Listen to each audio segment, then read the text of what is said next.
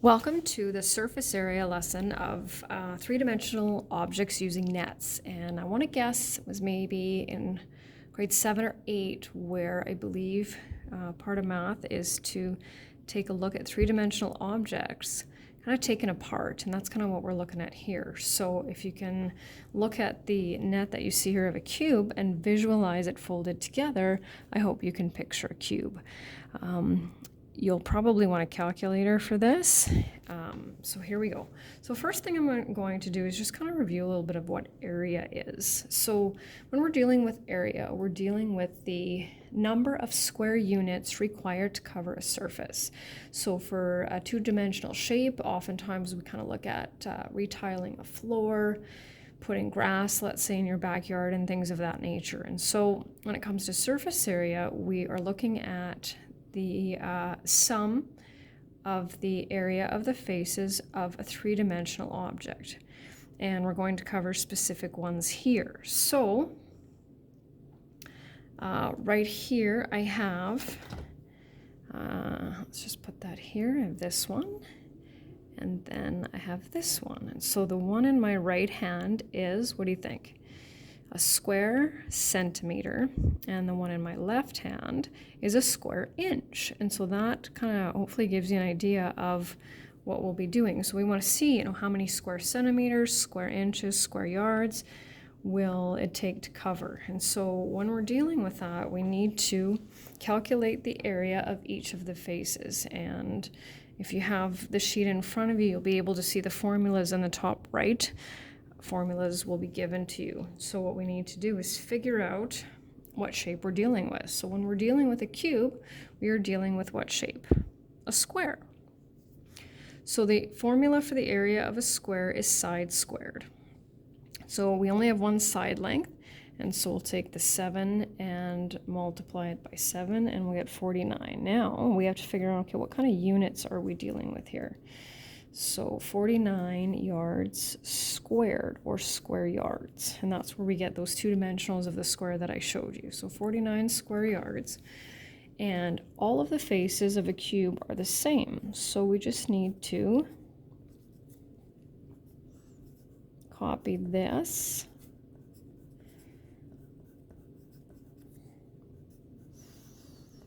Now if we want to end up with the sum, how do we get that? Well, we add them all together. So you can take your calculator and go 49 plus 49 6 times, or of course 49 times 6, and we get 294 square yards. So moving on to the rectangular prism, you can almost see the whole thing in there, but not, oh yeah, oh, there we go. So this time, and I like to use a cereal box or Kleenex box as an example. So we still have 6 faces, but this time we don't have 6 identical faces. How many pairs of identical faces do we have? We have 3. And so what I like to do is choose a rectangle, calculate its area, and then find its twin. And so if we look up here, here are 2 kind of obvious numbers. So 15 times 3 is 45.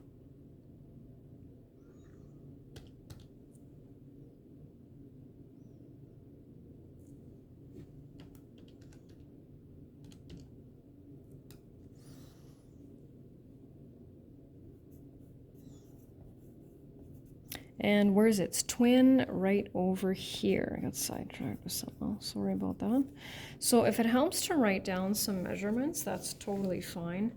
Let's move over a little bit here, and we'll figure out here we've got the 20. And don't worry if it's drawn to scale. That's not what we need to concern ourselves with. So if it doesn't look like it measures, that's not what we want to worry about. So we'll kind of move over here, and we have 20 by 15. That's 300, and area and surface area are always in square units. So then we have its twin,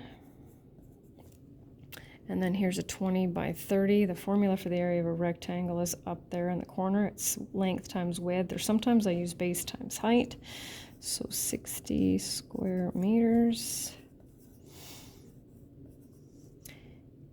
And so then we're going to add those together. And so we have 60 times 2 plus 300 times 2 plus 45 times 2, and then we end up with 810. Perfect. Okay, our right triangular prism, and I'm actually going back to, I want to say one of the units that we did when we were online learning. So like I said, we'll see how this goes. So a right triangular prism has, you can just count the faces, right? So 1, 2, 3, 4, 5. Are there any identical faces? The two triangles. So I'm going to deal with the rectangles first. So I'll just slide that over here a little bit. So we have 3 times 4. So we'll have 12 square centimeters. This will be a 3 by 3, so 9 square centimeters. And the formula for the area of a triangle is base times height divided by 2. If you picture these, this one folded over, it creates a rectangle. So if you think about that, it makes sense. You have to be careful how your orientation is. So this one works out quite nicely because you can see the base and the height. And sometimes if students get a little bit mixed up, they might look at this as the base, which it could be, but then we would need to have this height, which we don't. So we're going to use this as the base, which is 3, times height divided by 2. So 3 times 4 is 12, divided by 2 is 6. And we look at this. And then we add 12 plus 9 plus 15 plus 6. And we get plus 9 plus 15 plus 6 plus 6. There we go, 48. And moving over here to the cylinder. Kind of looks like a sideways division sign. So I'm going to kind of give you some shortcuts for this if you didn't catch that. So you can see we have 3 faces, 2 identical circles, and a rectangle. So the formula for the area of circle is pi r squared, and we use our pi button. We don't use 3.14, so we need to have a scientific calculator for that. And so pi times r squared, I'm going to say let's round to 1 decimal place. So pi times r squared.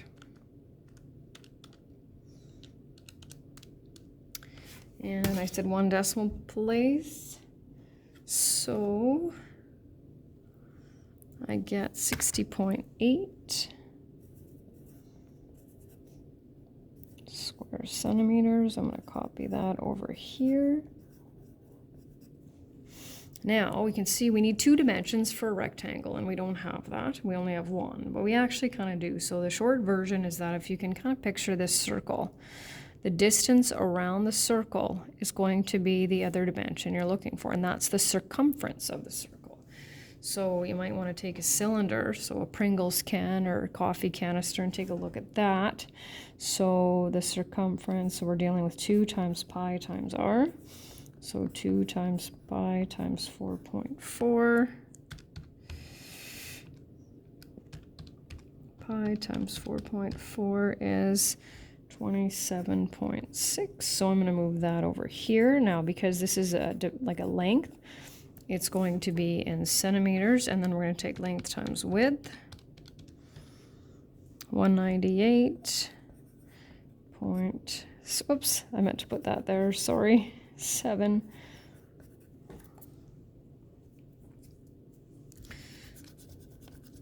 There we go. So we have 198.7 plus 60.8 plus 60.8 is 320.3 centimeters squared. 2 more. Yep. Pyramid.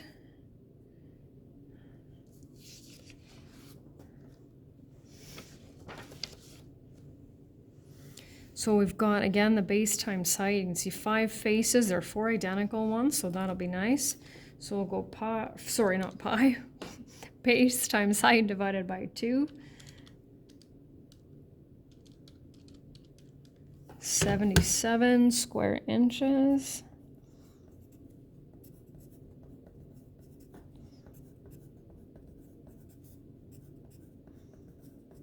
And here we've got a square, which is 11 times 11.